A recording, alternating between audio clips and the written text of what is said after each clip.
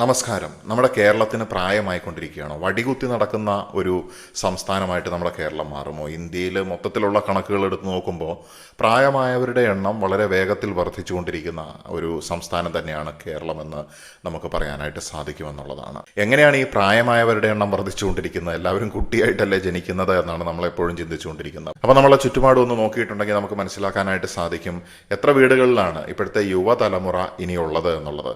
അപ്പോൾ ഭൂരിഭാഗം സ്ഥലങ്ങളിലും നടന്നുകൊണ്ടിരിക്കുന്ന ഒരു കാര്യം ഈ middle class, upper middle class, അതുപോലെ അതിനപ്പുറത്തേക്കും പോകുന്ന അവസ്ഥകളിൽ പ്രത്യേകിച്ച് എന്തെങ്കിലും ഒരു നിവർത്തി ഉണ്ടെങ്കിൽ കുറച്ച് ലക്ഷങ്ങളെങ്കിലും ഉപയോഗിച്ചുകൊണ്ട് പുറത്തേക്ക് പോകാനായിട്ട് പറ്റുമെങ്കിൽ പുറത്തേക്ക് പോകുന്നൊരു പ്രവണതയാണ് നമുക്ക് കാണാനായിട്ട് സാധിക്കുന്നത്. ഇനി പഠിക്കാനായിട്ട് നല്ല കഴിവുള്ള ആളുകളാണെങ്കിൽ പുറത്തേക്ക് ഈ പറയുന്ന ഒരുപാട് പണം മുടക്കാതെ തന്നെ പുറത്തു പോയി പഠിക്കാനൊക്കെയുള്ള ഓപ്ഷനുകൾ കണ്ടുപിടിച്ചിട്ട് അതിലേക്ക് പോകുന്നു. ഇപ്പോൾ ഉദാഹരണത്തിന് ജർമ്മനിയിലൊക്കെ നഴ്സിംഗ് പഠിക്കാനായിട്ട് പോകുന്ന ആളുകൾ, അവർക്ക് അവിടുത്തെ ഗവൺമെൻറ്റിൽ നിന്നും സഹായവും കാര്യങ്ങളൊക്കെ കിട്ടും. അപ്പോൾ അവർക്ക് പഠനവും അവർ ഇനി പോകാനായിട്ട് എന്തെങ്കിലും പൈസ മുടക്കിയിട്ടുണ്ടെങ്കിൽ അത് അവർക്ക് അടച്ചു തീർക്കാൻ വരെ സാധിക്കുന്നതായിട്ടുള്ള അവസ്ഥകളിലൂടെ അവർക്ക് കടന്നു പോകാനായിട്ട് സാധിക്കുകയാണ്. എന്തുകൊണ്ടാണ് ജർമ്മനി ഇത്ര ശക്തമായിട്ട് ആ ഒരു മേഖലയ്ക്ക് സപ്പോർട്ട് കൊടുക്കുന്നതെന്ന് ചോദിച്ചു കഴിഞ്ഞാൽ, ജർമ്മനിയിൽ പോയിട്ട് നമ്മൾ പുറത്തേക്ക് നോക്കിക്കഴിഞ്ഞാലും ഈ കേരളത്തിൻ്റെ മറ്റൊരു റിഫ്ലക്ഷൻ കാണാം. അതായത് പ്രായം കൂടിയതായിട്ടുള്ള പോപ്പുലേഷൻ, ഒറ്റയ്ക്ക് ജീവിക്കുന്നതായിട്ടുള്ള പ്രായം ചെന്ന ദമ്പതികൾ അല്ലെങ്കിൽ പ്രായം ചെന്നതായിട്ടുള്ള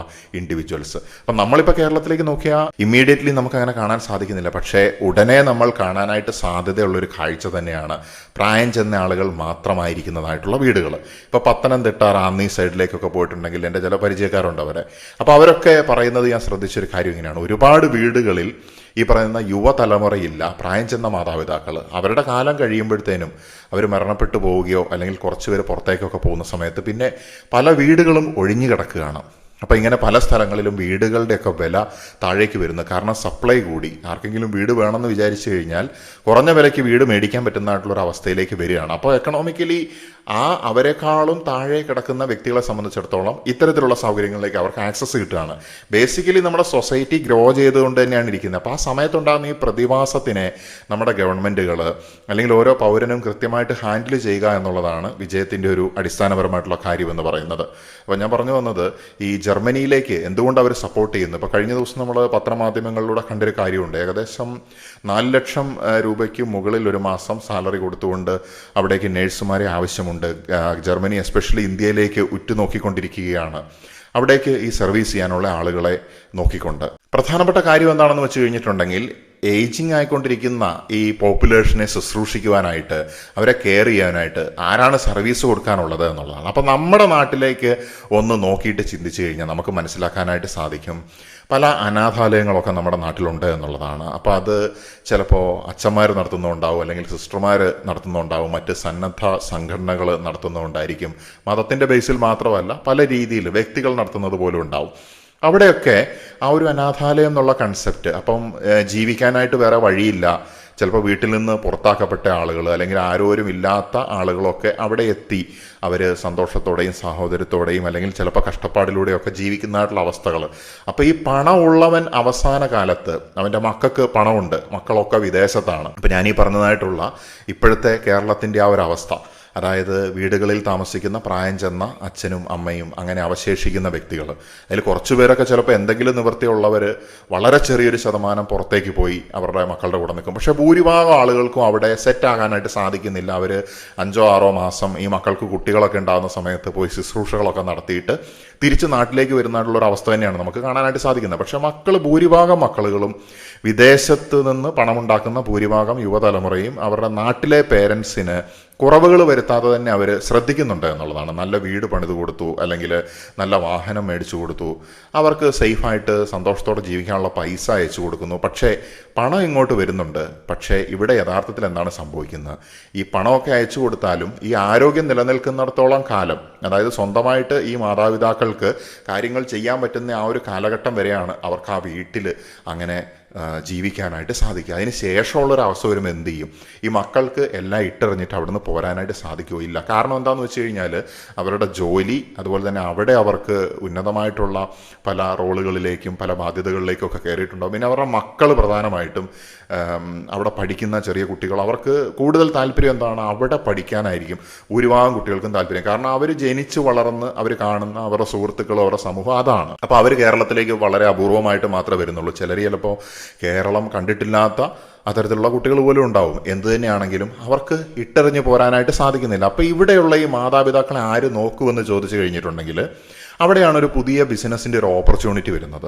പ്രധാനമായിട്ടും കെയർ ഹോം വില്ലേജുകൾ, അതായത് പല രീതിയിൽ നമുക്ക് എക്സിക്യൂട്ട് ചെയ്യാനായിട്ട് സാധിക്കുന്നുള്ളതാണ്. അതായത് പണ്ടത്തെ ആ ഒരു സങ്കല്പം ഉണ്ടല്ലോ, ഓൾഡ് ഏജ് ഹോം എന്നൊക്കെ പറയുന്ന പോലത്തെ ആ ഒരു സങ്കല്പത്തിനപ്പുറത്തേക്ക്, എല്ലാവരും ഒരുമിച്ച് താമസിക്കുക എന്നുള്ളതിനപ്പുറത്തേക്ക് ഒരു വില്ലേജ് പോലെ ഒരു large area, acres of land അത് എടുത്തിട്ടോ അല്ലെങ്കിൽ അവിടെ ചെറിയ ചെറിയ വീടുകൾ പോലെയുള്ള സൗകര്യങ്ങൾ വരുന്നു. എല്ലാ വീടുകൾക്കും ചിലപ്പോൾ ഒരു കോമൺ കിച്ചൺ ആയിരിക്കും, അല്ലെങ്കിൽ അവിടേക്ക് ഭക്ഷണം എത്തിച്ചു കൊടുക്കുമായിരിക്കും.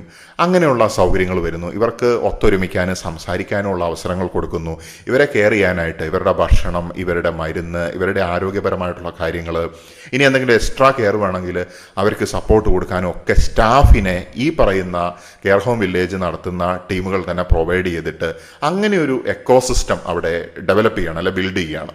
അപ്പം ഞാൻ അറിയുന്ന ചില കേസുകളിലൊക്കെ കേട്ടിട്ടുണ്ട്, ഇങ്ങനെ ഒരു അച്ഛനും അമ്മയും ഇങ്ങനെ ഒരു വീട്ടിൽ നിൽക്കുകയായിരുന്നു. അപ്പോൾ ഈ അച്ഛന് അമ്മയെ നോക്കാനായിട്ട് പറ്റുന്നില്ല, കാരണം രണ്ടുപേരും പ്രായമെത്തി. പക്ഷേ ഈ അച്ഛന് പുറത്തേക്ക് പോയി മക്കളുടെ കൂടെയൊക്കെ ഒന്ന് കറങ്ങണമെന്ന് ആഗ്രഹമുണ്ട്. അപ്പോൾ മക്കൾ പറഞ്ഞു ഓക്കെ ശരി. അപ്പോൾ അമ്മയെ എന്ത് ചെയ്യും? അമ്മയെ ഇവർ ചെയ്തത് എന്താണെന്ന് വെച്ചാൽ, അമ്മയ്ക്ക് കുറച്ച് ആരോഗ്യപരമായിട്ടുള്ള പ്രശ്നങ്ങളുണ്ട്, അവർക്ക് യാത്രയൊന്നും ചെയ്യാൻ പറ്റില്ല. അപ്പോൾ അവർ ചെയ്തത് വളരെ ലക്ഷൂറിയസ് ആയിട്ടുള്ള നല്ല ഇത്തരത്തിലുള്ള ഒരു കെയർ ചെയ്യുന്നതായിട്ടുള്ള ഒരു സ്ഥാപനത്തിലേക്ക് ഏൽപ്പിക്കുകയാണ് ചെയ്തത്.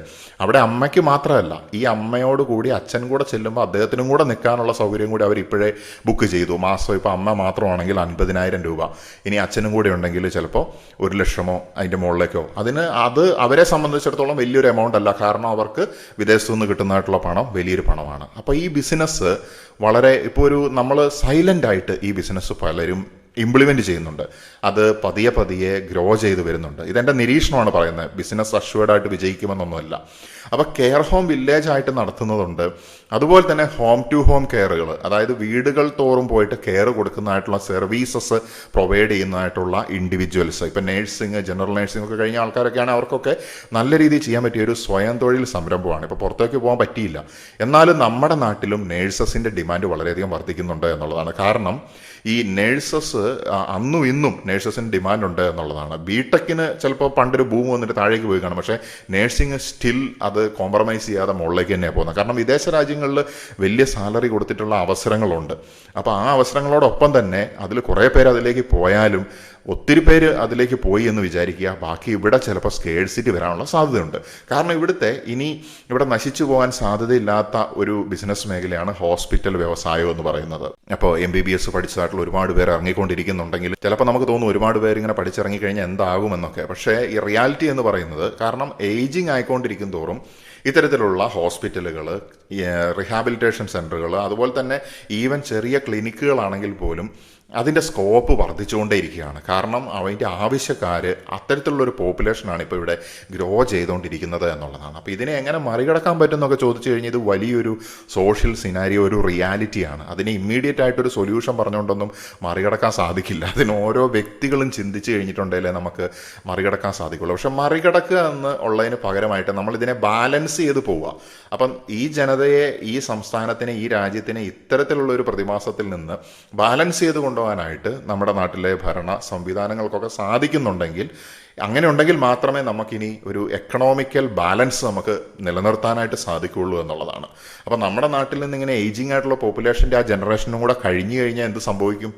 നമ്മൾ പണ്ടത്തെ പോലെ, പണ്ടൊക്കെയുള്ള പേരൻസിന് ഏത് മതത്തിൽപ്പെട്ടവരായാലും ചിലപ്പോൾ 10, 11, 12 ഒക്കെ മക്കളുണ്ടാകുമായിരുന്നു. ഇപ്പം ഞാനടക്കമുള്ള തലമുറയിലെ പേരൻസിന് ചിലപ്പോൾ 3, 4 ഒക്കെ മക്കളായിരിക്കും ഉണ്ടാകുന്നത്, അല്ലേ? നിങ്ങളുടെ തലമുറയിൽ എത്ര മക്കളുണ്ടായിരുന്നു എന്നുള്ളതൊന്ന് ചിന്തിച്ച് നോക്കുക. ഇനി നെക്സ്റ്റ് ജനറേഷൻ നമുക്ക്, അതായത് ഇപ്പോൾ എൻ്റെ ഏജ് ഗ്രൂപ്പ് അല്ലെങ്കിൽ അതിന് ശേഷമൊക്കെ വരുന്ന ജനറേഷനിൽ ചിലപ്പോൾ 1, 2 ചിലപ്പോൾ ഒരു കുട്ടിയോ ഒക്കെ ആയിരിക്കും ഉണ്ടാകുക. പിന്നെ പല ആളുകൾക്കും ഈ വിവാഹം പോലുള്ള സങ്കല്പങ്ങളിലൊക്കെ ഒരുപാട് മാറ്റങ്ങളൊക്കെ വരുന്നതായിട്ടുള്ളതും, അതുപോലെ തന്നെ മനുഷ്യൻ്റെ ഓറിയൻറ്റേഷൻ വരെ മാറി നിൽക്കുന്നതായിട്ടുള്ള അവസ്ഥകളിലൂടെയാണ് നമ്മൾ കടന്നു പോകുന്നത്. അപ്പോൾ ഇപ്പോഴത്തെ ഈ ജനറേഷൻ സെഡ് അല്ലെങ്കിൽ ജെൻസി എന്നൊക്കെ പറയുന്നതായിട്ടുള്ള ഇപ്പോഴത്തെ ഈ ജനറേഷൻ്റെ ഫ്യൂച്ചർ എന്താണെന്നുള്ളത് നമ്മൾ കാണേണ്ടിയിരിക്കുന്നു.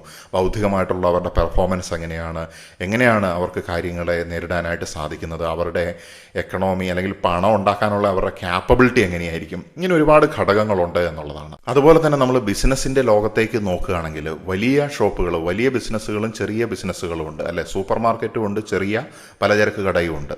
അപ്പോൾ അവരിൽ ആരാണ് സർവൈവ് ചെയ്യുക? രണ്ടുപേർക്കും സ്കോപ്പ് ഉണ്ട്. പക്ഷേ ചെറിയ കടകൾ നടത്തുന്ന ആളുകൾ പരമ്പരാഗത രീതിയിൽ ഇരുന്ന് കഴിഞ്ഞിട്ടുണ്ടെങ്കിൽ അവരുടെ ബിസിനസ് വളരെയധികം താഴേക്ക് പോകാനുള്ള സാധ്യത വളരെയധികമാണ്. അത് ഷോപ്പുകളുടെ കാര്യം മാത്രമല്ല, അത് റെസ്റ്റോറൻ്റ് ആയിക്കോട്ടെ, ഹോട്ടൽസ് ആയിക്കോട്ടെ, ഏത് വിധത്തിലുള്ള ബിസിനസ്സുകളാണെങ്കിലും ഒരു പ്രൊഡക്റ്റ് കൊടുക്കുന്ന അല്ലെങ്കിൽ സർവീസ് ആണെങ്കിൽ പോലും അവർക്ക് ലോക്കൽ ആയിട്ടുള്ള ഏരിയയിലേക്ക് കൃത്യമായിട്ടുള്ള റീച്ച് ഉണ്ടായിരിക്കണം എന്നാണ് ഞാൻ പറയുന്നത്. അതായത് ഡെലിവറി സർവീസ് അവർ ആഡ് ചെയ്യണം എന്നുള്ളതാണ്. കാരണം ഇനി റിയൽ എസ്റ്റേറ്റിൻ്റെ മേഖലയും കൂടെ ഇവിടെ കണക്ട് ചെയ്ത് ഞാൻ പറയാനായിട്ട് ആഗ്രഹിക്കുകയാണ്. കാരണം ഇത്രയും നാൾ നമ്മൾ കണ്ടുകൊണ്ടിരിക്കുന്ന ഒരു ട്രെൻഡ് എന്താണെന്ന് വെച്ചിട്ടുണ്ടെങ്കിൽ, ഒത്തിരി കഷ്ടപ്പെട്ട് ജീവിച്ച ആളുകൾ അല്ലേ, അവരുടെ മക്കൾ, മിഡിൽ ക്ലാസ് ഫാമിലി, അവർ പണം ഉണ്ടാക്കണം, ഉയരണമെന്നുള്ള ആഗ്രഹത്തോടു കൂടി പുറത്തു പോയി അല്ലെങ്കിൽ പഠിച്ച് ജോലി മേടിച്ച് അവർക്ക് കിട്ടിയ പണം കൊണ്ട് ആർഭാടമായിട്ട് മനോഹരമായിട്ടുള്ള വലിയൊരു വീട് പണിതു. പക്ഷേ പിന്നീട് വരുന്ന തലമുറയിലേക്ക് എത്തിയപ്പോഴത്തേനും ആ വീട്ടിൽ താമസിക്കാനായിട്ട് ആളുകളില്ല. വലിയ വീടുകളുണ്ട്, ചെറിയ കുടുംബങ്ങളായിപ്പോയി എന്നുള്ളതാണ്. അപ്പോൾ അങ്ങനെയുള്ളൊരു സാഹചര്യത്തിൽ ആളുകൾക്ക് റിയൽ എസ്റ്റേറ്റ് മേഖലയിലേക്ക് ഇനി എങ്ങോട്ടാണ് താല്പര്യം വരിക? എസ്പെഷ്യലി ഈ അസിസ്റ്റഡ് ആയിട്ടുള്ള ഒരു ലിവിങ് പ്രൊവൈഡ് ചെയ്യാൻ പറ്റുന്ന സെറ്റിങ്ങുകളിലേക്ക് ആളുകൾക്ക് താല്പര്യം വരാൻ സാധ്യതയുണ്ട്. ഇപ്പോൾ ഫ്ലാറ്റുകൾ അതിന് ചെറിയൊരു ഉദാഹരണമാണ്. പക്ഷേ ഇപ്പോഴത്തെ പരമ്പരാഗതമായിട്ടുള്ള ഫ്ലാറ്റ് ആ ഒരു ലൈഫിൻ്റെ കൾച്ചർ കുറച്ചുകൂടെ മാറ്റിയിട്ട് ഈ ഫ്ലാറ്റ് പ്രൊവൈഡ് ചെയ്യുന്നവർക്ക് അല്ലെങ്കിൽ ഒരു എക്സ്റ്റേണൽ സർവീസ് വെച്ചുകൊണ്ട് അവിടെ അസിസ്റ്റഡ് ലിവിങ്ങിനുള്ള സൗകര്യം ഉണ്ടാക്കി കൊടുക്കാനായിട്ട് സാധിച്ചിട്ടുണ്ടെങ്കിലാണ് ഇനി അവിടെയും സ്കോപ്പ് കൂടുന്നത് എന്നുള്ളതാണ്. അതുപോലെ തന്നെ നേരത്തെ പറഞ്ഞ കമ്മ്യൂണിറ്റി വില്ലേജുകൾ, കെയർ ഹോം പോലെയുള്ള അതിൻ്റെ കളക്റ്റീവായിട്ടുള്ള സ്പേസസ് വരുന്നതായിട്ടുള്ള എക്കോസിസ്റ്റങ്ങൾ, അതിനൊക്കെയാണ് ഇനി സ്കോപ്പ് കൂടുക. വലിയ വീടുകൾക്ക് എനിക്ക് തോന്നുന്നത്, എൻ്റെ വ്യക്തിപരമായിട്ടുള്ള വീക്ഷണത്തിൽ, ഡിമാൻഡ് താഴേക്ക് വരാനുള്ള സാധ്യതയുണ്ട്. അതുപോലെ തന്നെ നമ്മളിപ്പോൾ സ്ഥലത്തിൻ്റെ വിലയൊക്കെ കുതിച്ചുയർന്ന് ഇപ്പം ഞാൻ മനസ്സിലാക്കുന്നത് ഒരു സാച്ചുറേഷൻ ലെവലിൽ ഇങ്ങനെ നിൽക്കുകയാണ്. എന്ത് ബിസിനസ്സിൻ്റെ എന്ത് സംഗതിയുടെ വിലയാണെങ്കിലും മുകളിലേക്ക് പോയിട്ടുണ്ടെങ്കിൽ തീർച്ചയായിട്ടും there will be A correction. And നമ്മൾ ഈ റിയൽ എസ്റ്റേറ്റ് മേഖലയിൽ സ്ഥലത്തിൻ്റെ ഡിമാൻഡ്, സ്ഥലത്തിൻ്റെ വിലയിൽ ഒരു കറക്ഷൻ കാണാനുള്ള സാധ്യത വളരെയധികമാണ്. കാരണം ഇപ്പോൾ കൃഷി കൊണ്ട് സർവൈവ് ചെയ്യുക എന്ന് പറയുന്ന സമയത്ത് ഇൻഡിവിജ്വൽ ആയിട്ടുള്ള വ്യക്തികൾക്ക് കൃഷിസ്ഥലങ്ങൾ മെയിൻറ്റെയിൻ ചെയ്ത് കൊണ്ടുപോകാനോ നടത്തിക്കൊണ്ട് പോകാനായിട്ടോ സാധിക്കുന്നില്ല എന്നുള്ളതാണ്. പല കർഷകരോടും ഞാൻ സംസാരിക്കുന്ന സമയത്ത് എനിക്ക് ലഭിച്ചിട്ടുള്ള ഒരു ഉത്തരവെന്ന് പറയുന്നത്, അവരാർക്കും അവരുടെ മക്കളെ കൃഷിയിലേക്ക് ഇറക്കാനായിട്ട് താല്പര്യം ഉണ്ടായിരുന്നില്ല. ഈ സംസാരിക്കുന്ന എൻ്റെ പിതാവ് പോലും അങ്ങനെയായിരുന്നു. ഞാൻ കൃഷിയിലേക്ക് ഇറങ്ങുമോ എന്നുള്ളത് അദ്ദേഹത്തിനൊരു ഭയം പോലെയായിരുന്നു. അദ്ദേഹം എപ്പോഴും പറയുന്നത്, പഠിച്ച് അതിൻ്റെ വഴിയിൽ കൂടെ പോവുക, അതിനാണ് നിന്നെയൊക്കെ ഇത്രയും കാലം പഠിപ്പിച്ചത് എന്നാണ് പറയുന്നത്. പക്ഷേ കൃഷിയെ ഒരു ബിസിനസ്സായിട്ട് കാണുന്ന സമയത്ത് ഇപ്പോൾ നമ്മൾ പുതിയതായിട്ടുള്ള രീതിയിലുള്ള കൃഷി രീതികളൊക്കെ നമ്മൾ കണ്ടുവരുന്നുണ്ട്. പുതിയതായിട്ടുള്ള ഫ്രൂട്ട്സ് അല്ലെങ്കിൽ എക്സോട്ടിക് ഫ്രൂട്ട്സ്, ഇനി അതല്ലെങ്കിൽ മനുഷ്യന് ആവശ്യമുള്ള സംഗതികൾ സയൻറ്റിഫിക് ആയിട്ട് തൊഴിലാളികളുടെ എണ്ണം കുറച്ചുകൊണ്ട് മെഷീൻസ് ആൻഡ് ഓട്ടോമേഷൻസ് ഉപയോഗിച്ചുകൊണ്ടും നൂതനമായിട്ടുള്ള സാങ്കേതിക വിദ്യകൾ ഉപയോഗിച്ചുകൊണ്ടും നടത്താനായിട്ട് സാധിക്കുന്ന ബുദ്ധിമാന്മാർക്ക് മാത്രമാണ് ഇനി അവിടെ സർവൈവൽ ഉള്ളത്. അത് ഇൻഡിവിജ്വൽസിന് എത്ര സാധിക്കുമെന്ന് ചോദിച്ചു കഴിഞ്ഞാൽ നല്ല ഇൻവെസ്റ്റ്മെൻറ്റ് ഇല്ലാതെ അത് എക്സിക്യൂട്ട് ചെയ്യാൻ വളരെ ബുദ്ധിമുട്ടാണ്. അതുകൊണ്ട് തന്നെ കോർപ്പറേറ്റ് കമ്പനികൾ ലാർജ് സ്കെയിലിൽ കൃഷിയിലേക്ക് ഇറങ്ങാനുള്ള സാധ്യത വളരെയധികമാണ്. അങ്ങനെ അഗ്രികൾച്ചറൽ പ്രൊഡക്ട്സിൻ്റെ ഒരു എക്സ്പോർട്ടിങ് നമ്മുടെ രാജ്യത്ത് വർദ്ധിക്കുകയാണെങ്കിൽ മറ്റു രാജ്യങ്ങളിലേക്കൊക്കെ പ്രൊവൈഡ് ചെയ്യുന്ന രീതിയിലും, അതുപോലെ തന്നെ ഈ പറയുന്ന വളരെ ഗ്രാമീണ മേഖലകളിൽ നിന്ന് മെട്രോപൊളിറ്റൻ സിറ്റീസിലേക്കൊക്കെ ഇത്തരത്തിലുള്ള കാര്യങ്ങൾ പ്രൊവൈഡ് ചെയ്യുന്ന രീതിയിലുള്ള വലിയ നെറ്റ്വർക്കുകൾ വരാനുള്ള സാധ്യത വളരെയധികമാണ്. അതുണ്ടെങ്കിൽ മാത്രമേ നമ്മളുടെ ഇവിടെയുള്ള വൻകിട ബിസിനസ് ടീമുകൾക്ക് പിടിച്ചു നിൽക്കാനായിട്ടുള്ള പുതിയൊരു അവസരമായിട്ട് മാറുകയുള്ളൂ. കാരണം കൃഷി ആരുടെ കയ്യിലുണ്ടോ അവൻ പവർഫുള്ളാണ്. ഇപ്പോൾ നമ്മൾ ബിൽഗേറ്റ്സിനെയൊക്കെ ശ്രദ്ധിച്ചിട്ടുണ്ടെങ്കിൽ അദ്ദേഹമൊക്കെ ഒരുപാട് അഗ്രികൾച്ചറൽ ലാൻഡ് വാങ്ങിക്കൂട്ടുന്നത് നമുക്കിപ്പോൾ മനസ്സിലാക്കാനായിട്ട് സാധിച്ചിട്ടുണ്ട്. അപ്പോൾ ഈ പറയുന്ന റിയൽ എസ്റ്റേറ്റ് ബിസിനസ്സിൻ്റെ സ്വഭാവത്തിലും ഒരുപാട് മാറ്റങ്ങൾ വന്നുകൊണ്ടിരിക്കുകയാണ് എന്നുള്ളതാണ്. ഇപ്പം നമ്മുടെ നാട്ടിൽ ഒരുപാട് സ്കൂളുകൾ ബൂം ചെയ്ത് വന്നു എന്നുള്ളതാണ്. പ്രൈവറ്റ് സെക്ടറിലുള്ള സ്കൂളുകളുണ്ട്, അതുപോലെ തന്നെ എയ്ഡഡ്, അൺഎയ്ഡഡ്, അങ്ങനെ പല രീതിയിലുള്ള വിദ്യാഭ്യാസ സ്ഥാപനങ്ങളുണ്ട്. സ്കൂളുകൾ മാത്രമല്ല, കോളേജസും ഉണ്ട്. ഇപ്പം നിങ്ങൾ കോളേജുകളൊക്കെ നടത്തുന്ന മേലധികാരികളോട് സംസാരിച്ചിട്ടുണ്ടെങ്കിൽ അറിയാം, പല കോളേജുകളിലും അവർ കുട്ടികളെ പണ്ട് അഡ്മിഷൻ എടുത്തിരുന്നത് ചിലപ്പോൾ 90% മാർക്കിന് മുകളിലുള്ള കുട്ടികളെയായിരിക്കും. പക്ഷേ ഇപ്പോൾ അത് പതുക്കെ അവർക്ക് 80 അതിന് താഴേക്കും താത്തേണ്ട വന്നിട്ടുണ്ട്. കാരണം പഠിക്കാനായിട്ട് ആളുകളെ കിട്ടുന്നതിൽ ഒരു സ്കേഴ്സിറ്റി പല വിദ്യാഭ്യാസ സ്ഥാപനങ്ങളും അനുഭവിച്ചുകൊണ്ടിരിക്കുകയാണ്. ഞാൻ കേട്ടു തൃശ്ശൂരോ മറ്റോ ഒരു കോളേജ് പൂട്ടി എന്നുള്ളത്. ആ ഒരു പ്രതിഭാസം ഒറ്റപ്പെട്ട സംഭവമല്ല, ഇനി അങ്ങോട്ട് നമ്മൾ കാണാൻ സാധ്യതയുള്ള കാര്യമാണ്.